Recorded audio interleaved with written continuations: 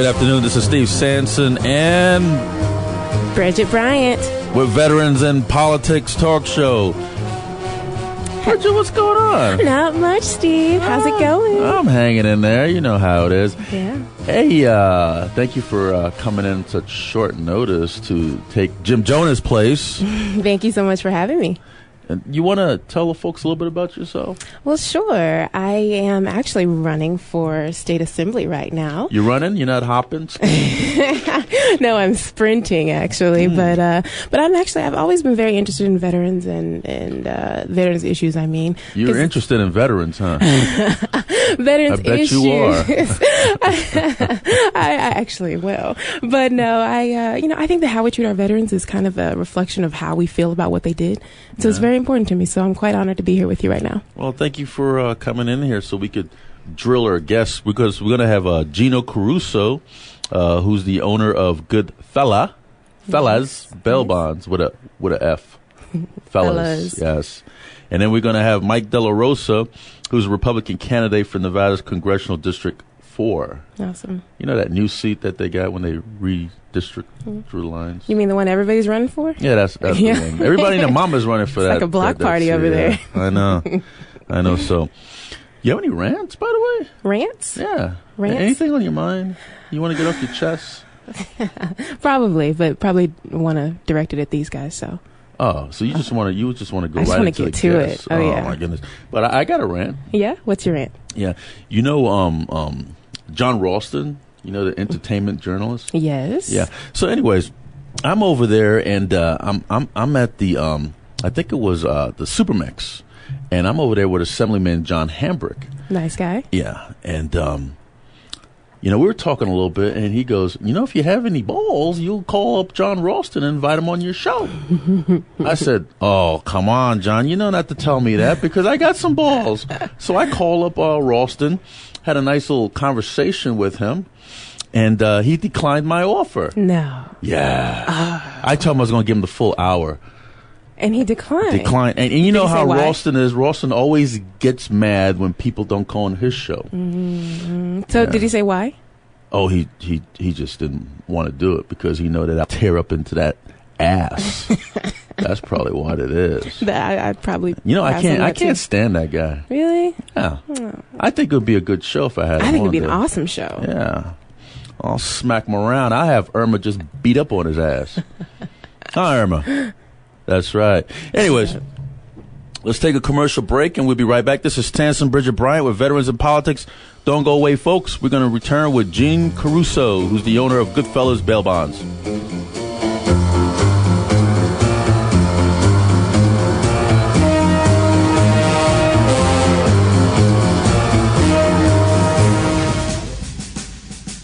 Did you see the press release Veterans in Politics sent out in support of Clark County District Court Judge Alicia Kadish to the federal bench? Yes, in 2008, Veterans in Politics endorsed 22 judicial candidates in the primary. Only 4 candidates did not become a judge. This was the same year they endorsed District Court Judge Alicia Kadish. Judge Kadish was one of the 18 of their endorsed recipients that is a sitting judge today. Yeah, they take pride in their selection of candidates, especially when it comes to our judges. Judges are the first line of defense, and they immediately impact our daily lives. I wonder if anybody knows that Judge Kadish was appointed to the district court seat by former Republican Governor Jim Gibbons to replace former district court judge Joe Bonaventure. Yeah, as a jurist, Judge Kadish consistently demonstrates fairness, impartiality, and a dedication to upholding the law, regardless of whether she agrees with it. She follows the law and not legislates from the bench, which is what Republicans look for in a jurist. Yeah, it is ironic, to say the least, that Republican U.S. Senator Dean Heller is now blocking Judge Kadish's federal judicial nomination because she insisted on following the law. What he is using is a questionnaire Judge Kadish filled out in May 2008 from the group Citizens of Responsible Government. They asked Judge Kadish a question concerning the Second Amendment. The question they ask is, do you believe the individual citizen has a constitutional right to keep and bear arms? I remember that. Kadish responded, I do not believe that there is this constitutional right, but I believe that reasonable restrictions may be imposed on gun ownership in the interest of public safety. Of course, I will inform enforce the laws as they exist as a judge. That was a correct statement of law at the time. Individual citizens did not have a constitutional right to keep and bear arms. Reasonable restrictions could be imposed on gun ownership in the interest of public safety. Therefore, Judge Kadish's response demonstrated that she was well-versed and knowledgeable in this important area of the law. Moreover, she indicated she would enforce the law as they exist. In other words, Judge Kadish not only understood the law, but affirmed she would apply it regardless of her personal opinion. Yeah, later the law changed. In District of Columbia versus Heller and McDonald versus City of Chicago, the United States Supreme Court held that the Second Amendment protects an individual right to possess firearms and that this right is fundamental and fully applicable to the states through incorporation in the 14th Amendment. I remember that. After the Heller and McDonald decisions, Judge Kadish again confirmed that she would be bound by the law, not a personal opinion, and as such, if asked the same question today, she would respond, I believe that there is a constitutional right for individuals to keep and bear arms, and I would make clear that I would faithfully apply the binding precedent on the issue starting with the Heller and McDonald decisions, if faced with an issue regarding these important Second Amendment rights. It sounds like, in both responses, Judge Kadish confirmed her commitment to upholding the law. Yeah, now, in a sadly transparent attempt at political pandering that needlessly deepens the partisan divides that already paralyzes our federal government, U.S. Senator Heller has blocked Judge Kadish's congressional confirmation. And ironically, he is now forced to justify his position by arguing that when asked about the individual right to bear arms, Judge Kadish should have assumed activist robes and held that contrary to law. Such a right did, in fact, exist. In other words, Senator Heller must attempt to argue with a straight face that Judge Kadish is not qualified to be a federal judge because she understands the law and will uphold it. Unfortunately, U.S. Senator Heller is not just sacrificing his own credibility among voters and true conservatives, but is selfishly denying his own constituents the benefits of a qualified, accomplished, universally respected federal judge. And that's what's truly is disappointing. Well, veterans and politics members believe in the Constitution and the right to bear arms. A majority of their membership has concealed carry weapons permits. I don't believe that they would endorse Judge Kadish in 2008 if they believed that she was against gun ownership.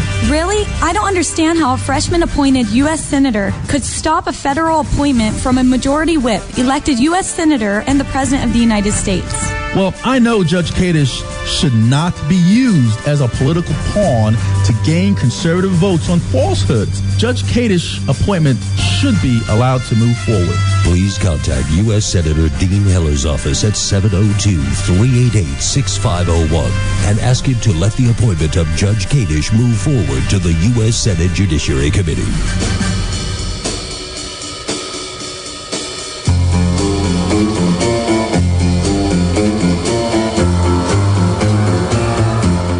Well, we're back. This is Steve Sanson and Bridgette Bryant with Veterans and Politics, and we have live in studio. What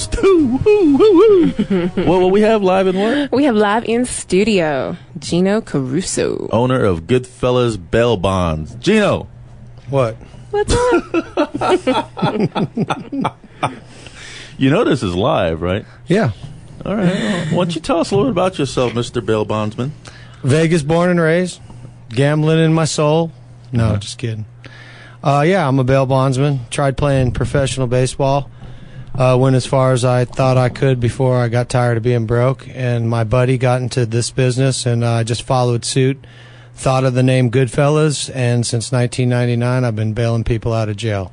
Have you ever had to bail yourself out? No. So you Thank know a lot goodness. of criminals, huh? Yeah, actually, I'm their babysitter.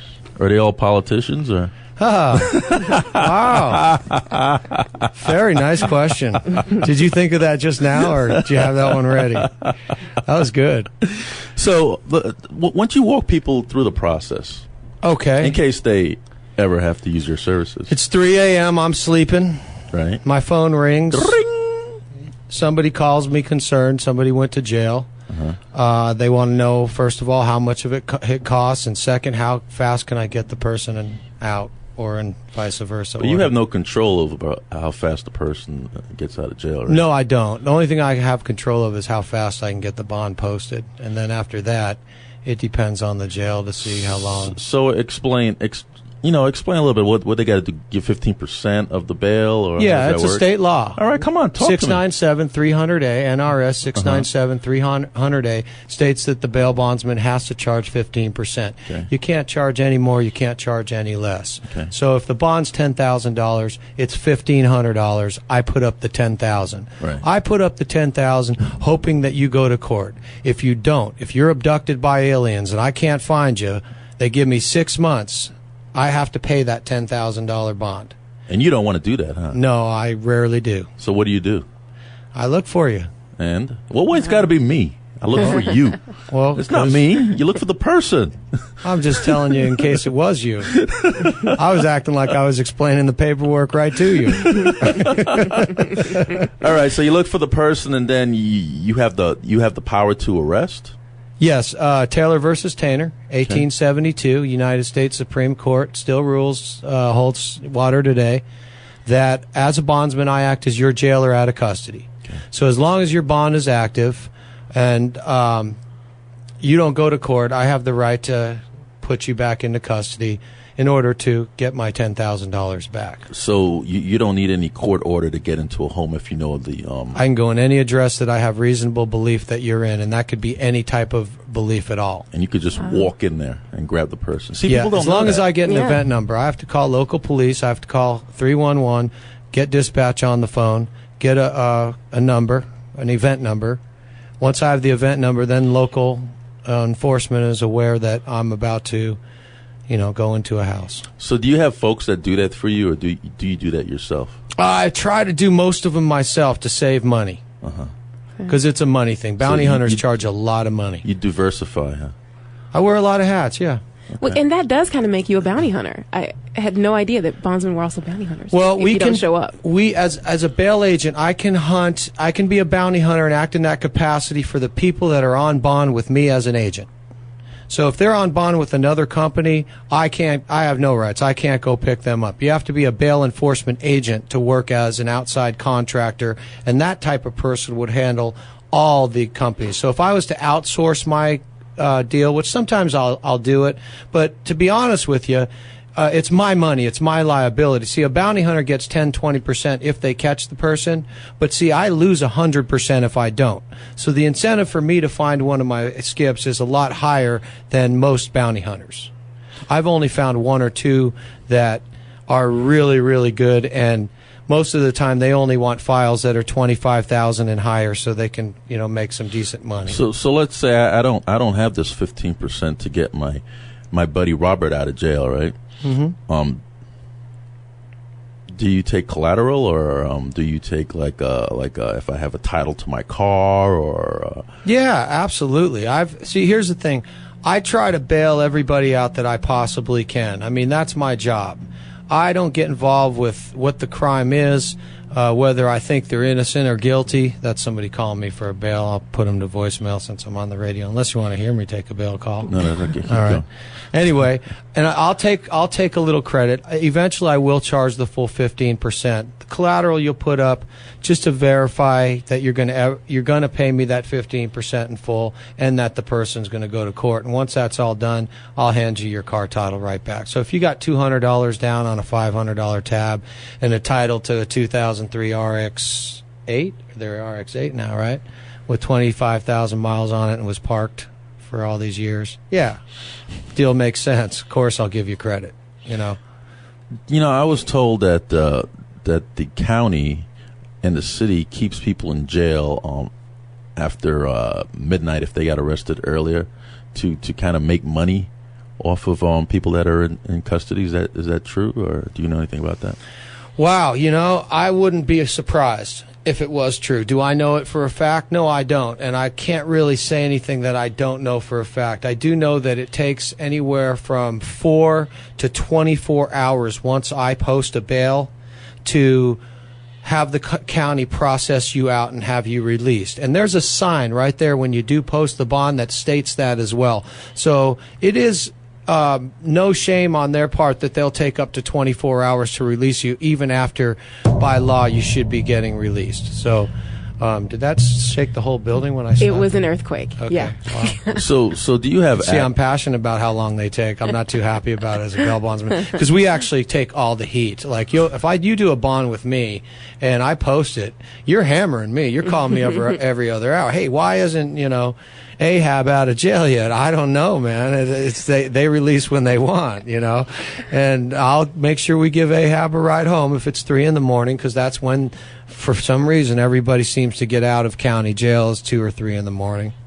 Why is that? Yeah, I don't know. It seems inconvenient. I mean, you bring people home too, like a taxi cab service? We give our clients a free ride home. Now, most people insist on picking their loved one up. Our office is right behind the jail, so they could just walk over. But a lot of people don't have rides home. So we're a service industry. So if the police take you to jail, you bail through us, we'll give you a ride home. So do you have access to Scope or any of those websites, or if you want to call it websites? I don't have access to Scope.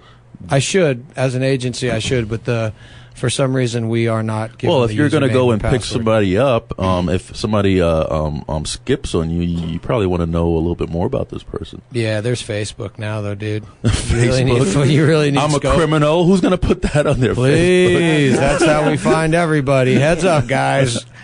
You know what I mean? But watch out for that hottie. You're not gonna, she might be me. You're not going to know that. Hey, does that tie into your show? No. You're not going to know their criminal background on Facebook. Like when I first bail them? Yeah. This is how I make a decision on the people I bail. It's very simple. Where they work, how long, where they live, how long, and if those two don't look good, what kind of car do they drive? So you don't take every call? I've never turned down a bail. All I do is decide whether or not I need collateral. Okay. So if your bond's $10,000, most people I don't charge collateral. You just bring me the $1,540, and I trust you and your cosigner to take care of your business.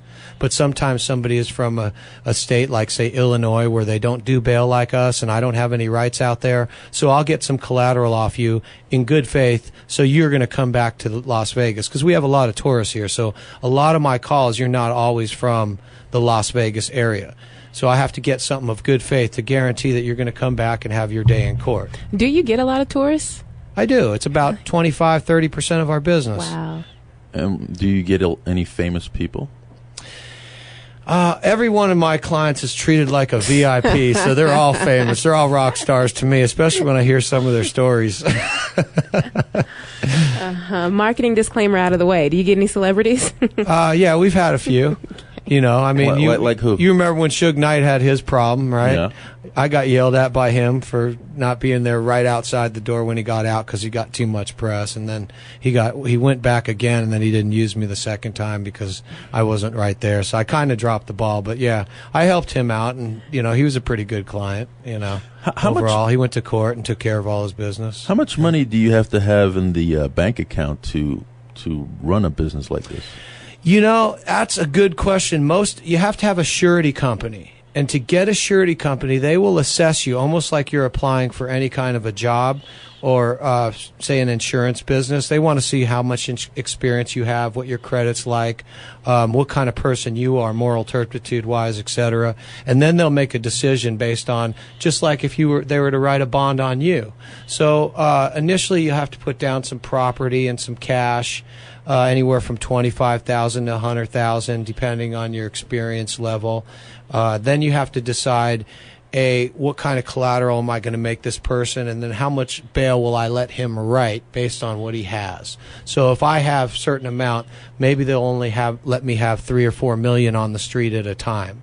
My surety now, since we've been in business so long and have a good rep, I have an unlimited amount of liability that I can put out there. So the newer you are in the business, the less bail you can write, if that makes any sense. All right. Well, let me ask you this question. Let's go with Clark County. How much money do you have tied up in bail right now? I'd say I have about between $5 and $10 million out on the street. $5 and $10 million. Yep. And I'd say I'm worried about maybe 30,000 of it. That's interesting. The other amount, I think they're all going to go to court, and I'll. And this is all cash, right? It's surety bail. So it's like it's a check that doesn't get cashed unless I have to pay it, unless it forfeits. Oh, I see. So they hold on to the check. Correct. Why would they want to do that? It's a surety bond. They hold it in guarantee of an appearance. It's an appearance bond. Okay. So the value of, say, a murder bond would be $1 million. The value of a domestic is statute at $3,000. Okay. So it's a surety amount based on the statute or the recommended bail, which is ultimately set by a judge. But they have a scale. Is there anybody that come to you to get bailed out and you know why they're in jail for, and you just don't want to bail them out because maybe it was rape or maybe it was child molestation or something in those lines? Is there what I'm really asking, is there any particular crime you just said, hell, to hell with them, let them rot in there, or let them find somebody else to bail them out? That's a really good question, because when you first get in this business, that's one of the questions you ask yourself going into. Hey, am I going to be dealing with issues such as that? Right. When I actually talked to my surety company, they reminded us that we're as a professional, our role is a role in the criminal justice system according to our Constitution, which is you're innocent until you're proven guilty. Right. I had one friend who was accused of just knocking out a Metro officer. Okay, I got a call from his friend, bailed him out. Is his name Robert? I don't remember. I got so many clients. But anyway, long story short, I bailed the guy out. He comes to me and he says, I'm completely innocent, right? Well, I'm on Metro's side. They protect me as well. I listen to this guy and I'm like, hey, okay, you're completely innocent. Well, you can take your case to trial. You have a right to stay out on bond and do whatever you want to do. He's like, I'm taking it to trial. And every attorney I know, and I have a circle of attorneys, they tell me, hey, this guy should just take a deal. Right.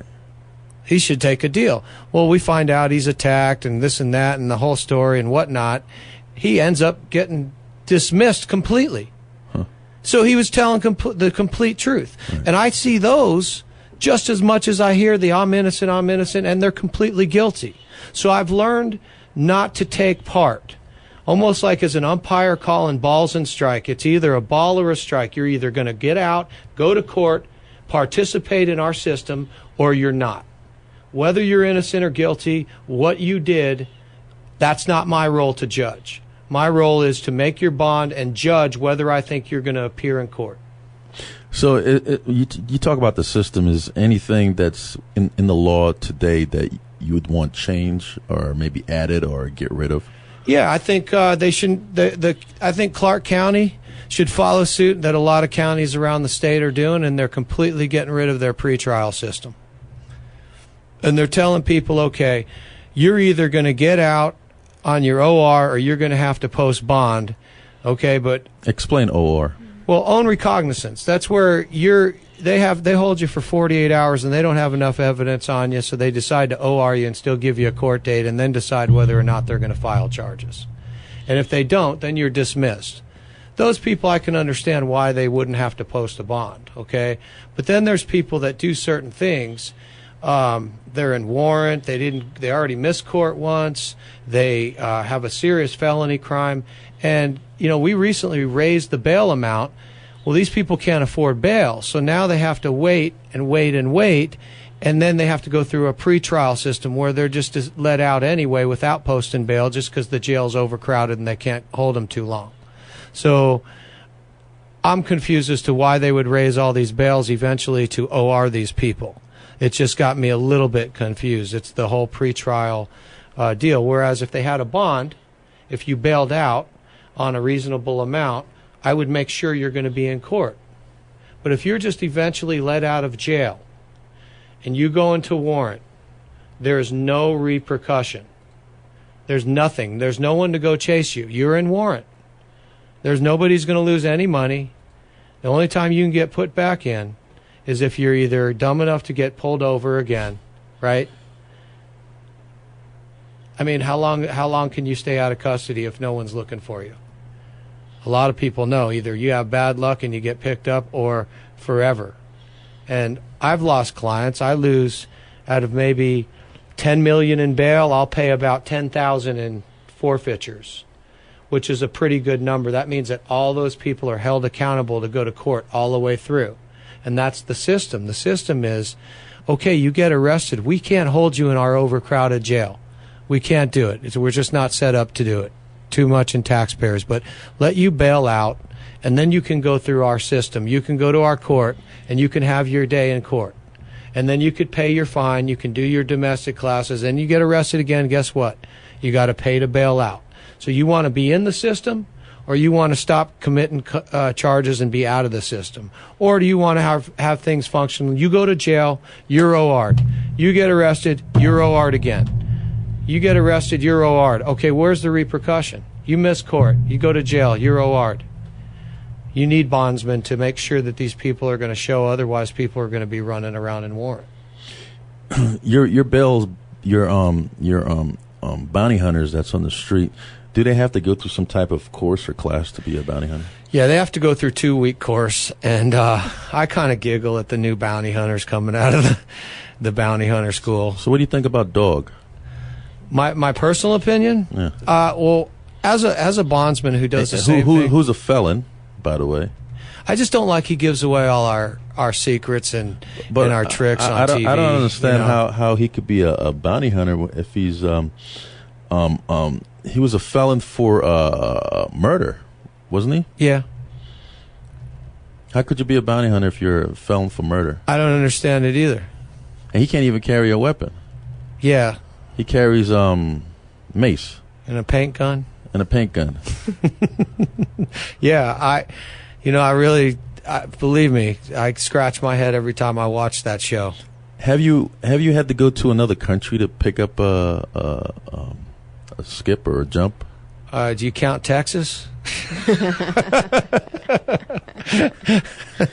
I went to Texas where I have no rights, and I was able to get it all handled. There was a question I want to ask, but it's more of a situation. Somebody gets arrested for one particular charge, mm-hmm. and when they get to jail, the charges change.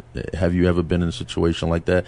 And does that affect the bail amount as well? Oh yeah, the bond goes up. It just happened 2 days ago. I had someone call me, and he's like, "Yes, my wife is being taken to jail on a domestic." Right. And now there's a new law that if there's any strangulation involved, it's a felony, and it becomes the difference between a $3,000 bond and a $15,000 bond. Wow. So here I am quoting the guy $450, 15%. Right. He gets in there with the $450, and the bond turns out to be $15,000. Now it's $2,250 he needs. So that's a big difference in premium, and of course they're going to be mad at me at first because I'm the bad news bearer. But we ended up giving them the whole education to the why they're doing it now, showing him the laws, and he understood. And that's one of the cases where, hey, give me your $500 now and I'll give you some payments. And the guy was a homeowner for 25 years, local. I knew he was good for it, so we got the person out of jail. And that's tough for people because that's a big amount to come out of a budget. And as a bail bondsman, I realize I am not in your budget. I'm not something that you really plan for. You never really say, hey, $100 to the bail bondman. Right. You know what I mean? And that's even more in effect once I get you out. You forget about me even more because you're out of jail. So it's a real big challenge for me to assess who I can trust. But a man's word is his bond, and I believe that there's a lot of good people out there, and I've been helping them for so much time. I kind of really know who I can help and who I can't, and you'd be surprised at how many people are they stick with their word and they do everything that they have to do. And I'm a glass half full guy, and most of my clients I believe are good people. Have you ever been picked up and arrested and had to post bond? I never had to post bond. My brother used my name and got a traffic ticket when we were real young, 18, and he was 16 or whatever, and I got pulled over and had the warrant. I was in county jail for about 3 hours, and they let me right back out. I don't know if my brother went and paid the fine or something. But what did you do to your brother? I was like, dude, really? What are you going to do? Yeah, no, what are you going to do? Huh. He's my brother. Well, shit, he used your name. He apparently wasn't thinking about the brother thing when he used your name. Yeah, I know. But, I got 9 brothers and sisters, so I grew up, learning to roll with the punches a little bit. And he's my immediate younger brother, so, you kind of just used to it. Stuff happens, Do you have a veterans discount? No, I don't. You thinking about getting one? Why would I? Why not? you'd be more if you're more veteran friendly, a lot more veterans might use your service. I'll tell you what I'll do. I'll waive the filing fees for veterans. How's that? How much is that? It's $40 every bond. Could you put that in writing? No, I'm going to say it in verbal right on this. You mentioned you heard me on your show. Say my name, Gino, and I'll waive your filing fee. Tell my worker, patch me through to Gino's cell. Make sure that he, waives the filing fee. As long as I approve the bond. So it's a bail bondsman sale. Everybody go out and commit a crime this weekend. You get your filing fee waived. Well, here's the deal. No, like I said, I'm not in the budget. No one plans to use me. It's something you never plan on getting arrested. It's just something that happens. It happens to good people, bad people, average people, tall people, short people, ugly people. I think we got it. Yeah. We got it. That's why our slogan's forget about it. You know what I mean? Bridget, got anything else for Gina? You know what? I was going to ask you about the slogan, actually, how you came up with that, because I saw the video, the commercial, and I love you're a baseball guy, you're an actor, you're a singer, you're a bondsman. Thanks, Bridget. Wow. Appreciate it. Yeah, forget about it. Well, she wants you to waive her whole entire fee.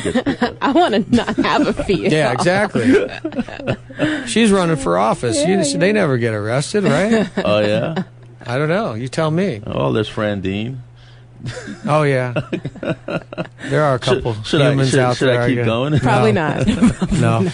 Well, Gino, could you give us your contact info in case anybody wants to use your services? Yeah, we're GoodFellasBailBonds.com. Goodfellas is spelled GOODFELLAS, just like the movie. Goodfellas Bail Bonds, forget about it. Are you Italian? Yes, I am. Okay. Actually, I'm half Italian, half Irish. Oh. And but I'll bail anybody out. All right, finish up GoodfellasBailBonds.com. Yeah, and I'm GoodfellasBailBonds@gmail.com if you want to send us an email. If you have any questions, we're toll-free 877-384-5245. Also, we have free T-shirts. You can just come down to 513 South Main. We give those away free. We give hoodies away to homeless people in the wintertime. Well, let me back up. Mm-hmm. Who wants to wear a T-shirt that says bail bonds on Goodfellas Bail Bonds? Bailed out by it's rocking, dude. Go to any gym. And who wants to wear a hoodie? See what happened to that kid in Florida? What? Wearing the hoodie? What happened? It wasn't a Goodfellas Bail Bonds. Forget about it. He got shot. No, it wasn't. Maybe. Yeah. No. Go downtown. You'll see the hoodies and T-shirts all over. We give out thousands a month. And it's really good advertising. Plus, it gives people, nice wardrobe to wear. But they come in, they get them free, whether they're clients or not. All right, Gina. Thank you for coming on the show. Hey, thanks for having me. I had a great time. Appreciate that. You guys didn't hear me as bad as I thought. Hey, that's Gino Caruso, owner of Goodfellas Bail Bonds. So if you get arrested, make sure you give him a call, and he'll get you right on out of jail. He'll even take you home. This is Steve Sanson and Bridgette Bryant with Veterans in Politics. Don't go away, folks. We have Mike Delarosa, Republican candidate for Nevada's 4th Congressional District.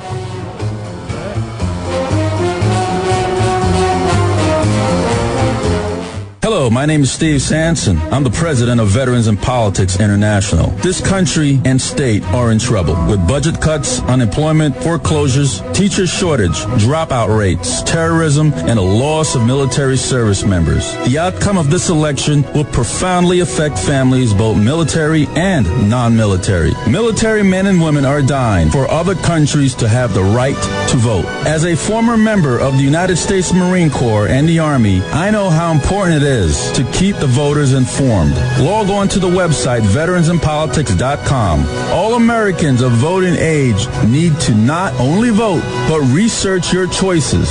The Veterans in Politics organization has taken a proactive approach to supporting candidates who will have the courage to protect all of our freedoms and our Constitution. Visit our website at veteransinpolitics.com. Don't just talk about who you support. Research your choices and vote.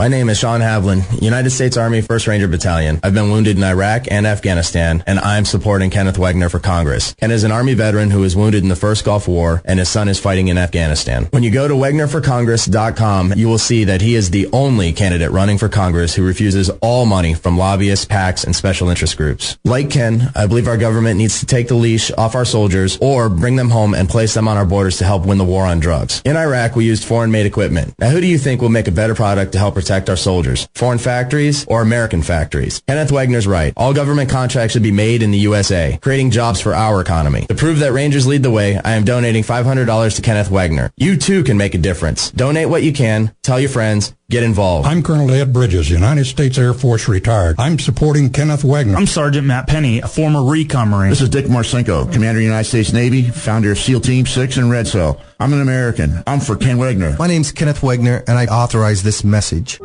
Veterans in Politics takes a proactive approach to provide you, the veteran, with the political voice for which you fought and served. Veterans in Politics is becoming the premier veteran organization of the 21st century, with political candidate interviews, insight, and endorsements.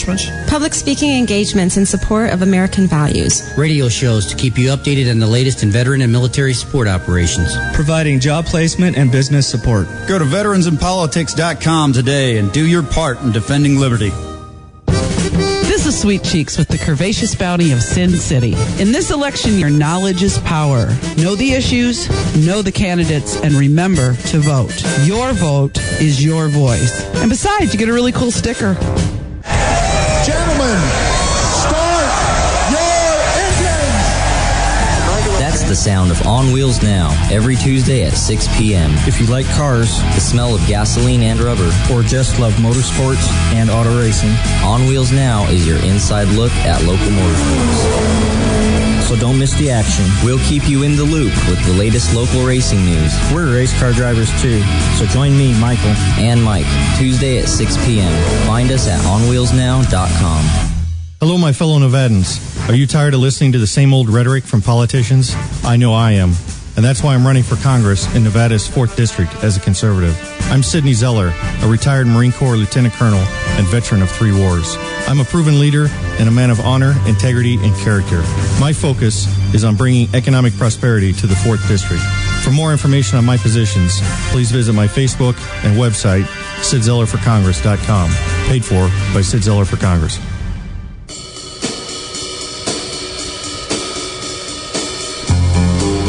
We are back. This is Steve Sampson, Bridgette Bryant with Veterans in Politics Talk Show. We have live in studio Mike Delarosa, Republican candidate for Nevada's 4th Congressional District with his... How many kids he got? 12. 12 kids. He's got... What are the names of the kids you have in here? We got Michaela, Veronica, their twin, and James, and their friend Destiny. Destiny. I thought Destiny was yours. No. She's my daughter's friend. Oh. Yeah, I'm Mike Delarosa. Nice to be here. Mike, could you tell us a little bit about yourself and why the heck are you running for Congress? Well, as you see, I'm a single dad, 42 years old. Oh, you want to listen? And I work full time, pay my taxes. I'm a citizen, and U.S. citizen, that is. And I'm tired of the way the representatives are representing us. And this is a new district, and I want to make sure we start off the right foot. And I'm willing to risk my finances and my life to make sure that we still have a country. You said you're tired of the way we're being represented. What are you tired about? Well, the amount of bills are being passed per year by the House of Representatives. Sorry. Hold on one second. He is a single dad. Yeah, he is. He's juggling very well, though. He's multitasking right now. That's a good start. They're passing 3,000 bills a year. I mean, that's just too frequent. And I don't even know what's going on. I mean, nobody knows what bills they're passing except for the major ones. Thank you. You want to listen, James? So Mike, I have to compliment you because I know what it's like to be a single dad. There you go. This is a great experience for my kids, by the way. So, I lost my train of thought. All right, so you were talking about the bills and how people don't get to, were you saying review them? Right. Okay. Our representative, Ahmadai is our current representative when it was District 2. Since now it's switching to District 4 where we live, Pahrump, in North Las Vegas. I want to make sure, as your representative, I want to let you know what's being passed, but we also need to slow things down. The size of government is just getting too big, and the bigger the government, the more money it takes to run it. So that means taxes has to be raised in order to fund it. So I want to slow it down. How can we justify slowing things down when we're basically in such a state of emergency? Well, that's the lie they're trying to propagate to us from the news. Emergency this, emergency that, bailout. Oh, they're too big to fail. Guess what? Past history, big companies have failed. They restructured. No, I don't mean big companies. I mean individuals, hungry families that are struggling. How do we slow down when they need so much? Well, the thing you're not seeing, it's like another ploy that they want. They want more people to be dependent on the federal government, you see. See, the more people are dependent on the federal government, the more votes they're going to get in the future, the more power they have, the more years they stay in power. So they're not really looking out after the individuals to make them better off. They want you to be more dependent. Just like I have these children, I don't raise them to be dependent on me. I try to teach them to learn skills, the tools necessary to live, so they could be independent and be successful on their own while having a relationship. So, how come you don't have your kids in your shirt? It says Mike Delarosa for Congress or something. Well, I'm funding my own campaign, and I don't feel that's worth it right now to have my own shirt. But they like dressing up individually anyways. So it ends up being a fight, you know. Come on, please, get dressed. No, if we don't want to. So, Mike, you live in Pahrump? Yes. Correct? And you drove down here? Yes. Hour drive? About, yeah. With the four of them? Yes. How do you do that?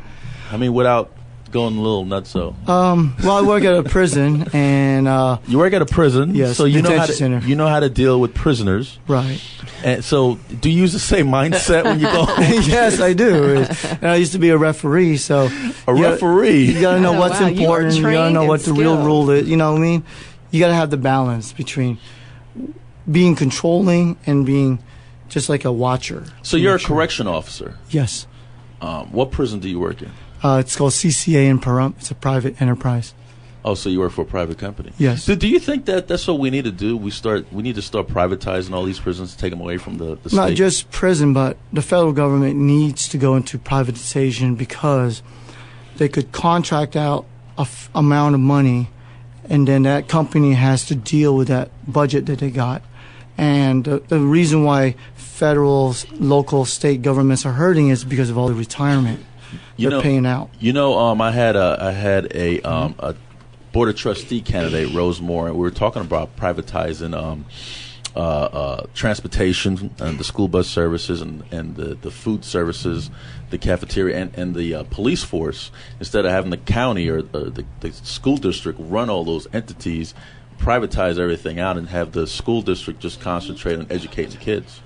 Well, yeah, if you look at the statistics with privatization, they become more successful because there isn't any the luxury of just doing nothing and you're still getting paid. You got to perform, and you have an appraisal evaluation, and if you don't do well, you get fired. For example, the Congress, their approval rating is 13%. Come on now, if I had a 13% in where I work at, I'd be fired many years ago. That's just ridiculous. That means they're not doing their job, what they're supposed to do with their constituents, and that's a failure in my part. I mean, to see, and I don't want that, because this is a great country. It's given my family an opportunity. We're immigrants from Philippines. Oh, wow. And I am, yes. And I really appreciate this country, what it's done for my family and I. And so I gotta ask you a question, Mike. If you do become a congressman, majority of your time is going to be in D.C. How are you going to juggle being a father? Well, I homeschool my kids already. I work at night. I only have a babysitter to watch them at night to make sure they're safe. So I'm always around them, with them, taking care of them. And my plans are that's my point. How you going to? Oh, so you're going to bring them with you? Yes, they're with me. This is the way they learn. That's how kids learn. Just like if don't touch that. So you're going to bring them all with you to D.C.? Yes, sir. Yes. Every week? No, we're going to live there. Okay. Yeah, and then we fly back whenever their the Congress resource appointments are. You're right. It is a great way for them to learn because we don't teach our kids how to live. And I think that life experience is very important. I have a question about Pahrump, though. But hold with the Pahrump. But I'm still juggling the kids. You're still on the kids thing? So is he. But how? But don't you have to come back down here to be around your constituents? Right, they'll go with me too. They want to fly. I haven't flown with them since after they were 2 because now I got to pay. But if I get that, salary, I could afford them to fly, not private, but public airlines, and we could fly back and forth and talk with our constituents. And just like the Kennedy family. Could I ask where's Mom? Unfortunately, we're divorced, and she got a little, Virginia, she got a little mental issues, so that's why we're divorced. Okay. Okay. All right. May I ask my Pahrump question now? Sure, all right. sure. Okay, and I'll try to be as G-rated as I possibly can since we're surrounded by children. So Pahrump has a special reputation, and I just wonder if you have an opinion on whether or not that has anything to do with the current state of Nevada's economy. You said special reputation. Do you mean the brothels? The Cherries? That place? Clap and all the girls come out and introduce themselves. Not that I ever and shake been hands there. and, yeah. I just know from other people that told me. They know you by first name. So do you think that perhaps our focus on things like that and gambling and being kind of a physically oriented town has anything to do with the state of our economy? No, I don't think so. The federal government needs to butt out on a lot of state businesses. States have to decide their own fate and their own business and their reputation. They need to compete for citizens. They need to compete for citizens because that's how they succeed. They succeed by citizens buying homes, paying local taxes, paying for goods and services back there. And if a state wants to have brothels legal, and then for me, I don't mind. It's a choice. They're adults. I mean, if it was with little children, of course, I'll be totally against it. But since they're adults and they want to approve it, and it's the voters. If the voters prove it, then that's what they voted for. As a federal agent, I'm not going to butt into their business. It's just... You said you homeschool? Yes. And you work at night?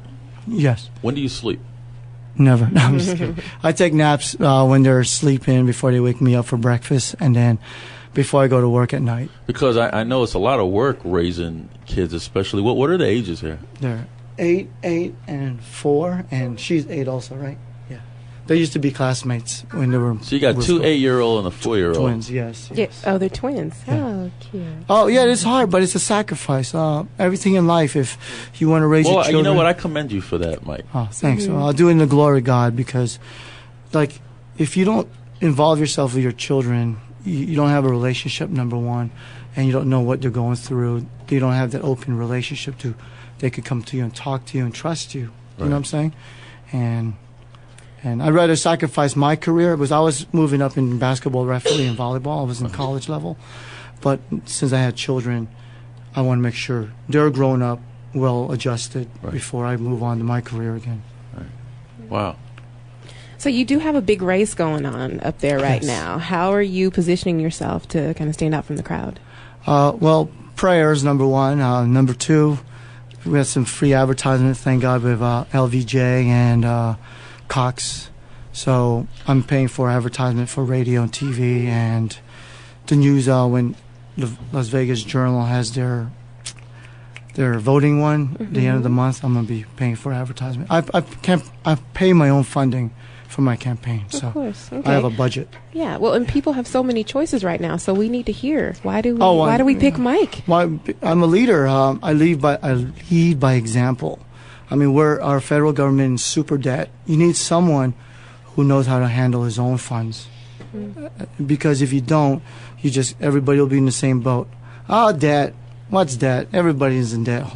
Or she. Or she, right. Yeah, he or she will be in debt. But if they don't care about being in debt, then that means they don't care about your money, how they spend it. They'll be spending it frivolously. And me, I really watch how I spend what God's blessed me with. Because, I have children, I have to balance everything. So I could be a real leader, an example, and I could talk to my peers in Congress. I said, this is not how you run a country. If you want to bankrupt us, this is how you do it. But if you want to have our country survive, this is not how you do it. And then I have to encourage them and say, 13% approval rating is not good. I guess that's why you guys are brand new like me. But, however, that's why I'm different from my competitors because I'm debt free. I run my own campaign. I have a balanced budget. I could lead by example. I could say no to unconstitutional requests from the president or whoever, saying, that's not what's written, and stay with the rules. Because if you go away from the rules, then that's how we got in trouble. We are $17 trillion in debt right now. So, are you doing any grassroots? Are you knocking on doors, introducing yourself? Yes, as soon as my kids are done with homeschooling, we'll be going through. How many registered voters are in District 4? 480 just in North Las Vegas. 480. According to 480,000. Yeah, Okay. that's according to Las Vegas Journal. That's why I got information yesterday. Pahrump, I think it was 5,000.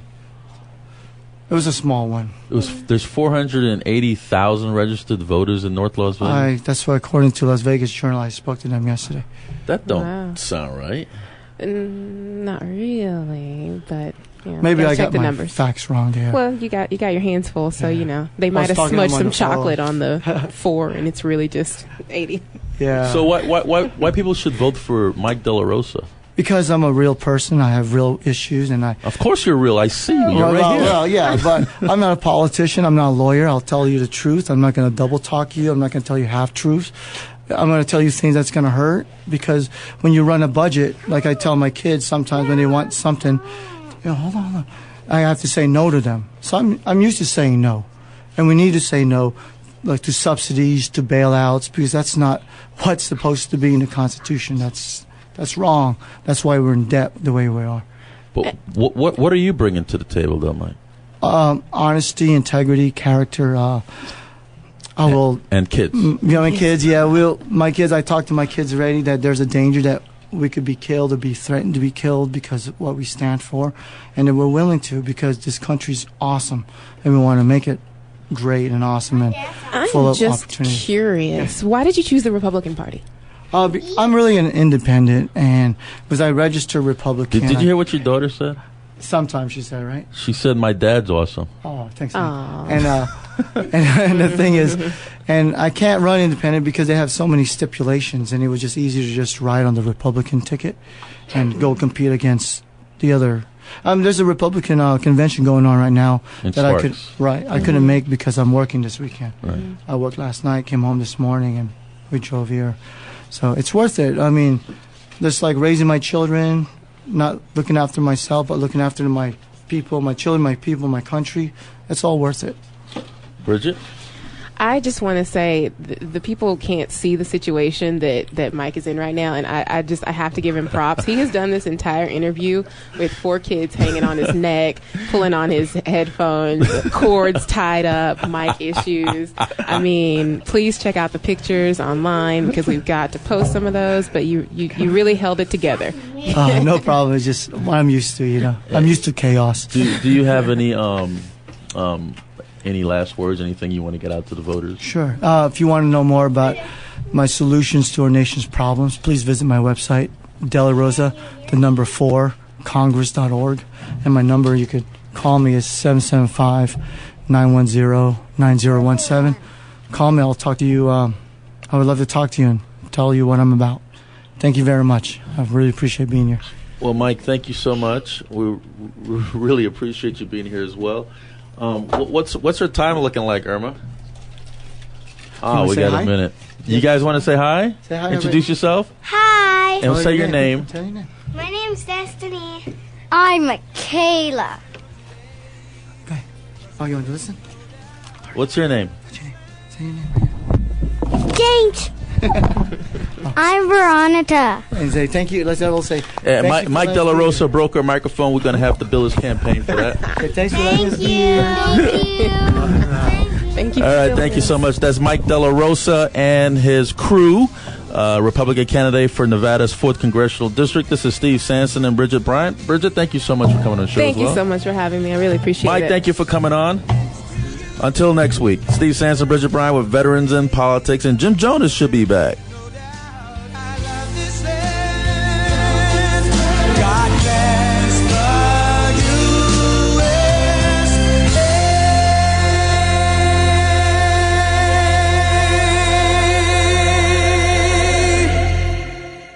views and opinions expressed on this program were those of the hosts and guests and did not necessarily reflect those of Vegas All Net Radio, its affiliates, or its parent company.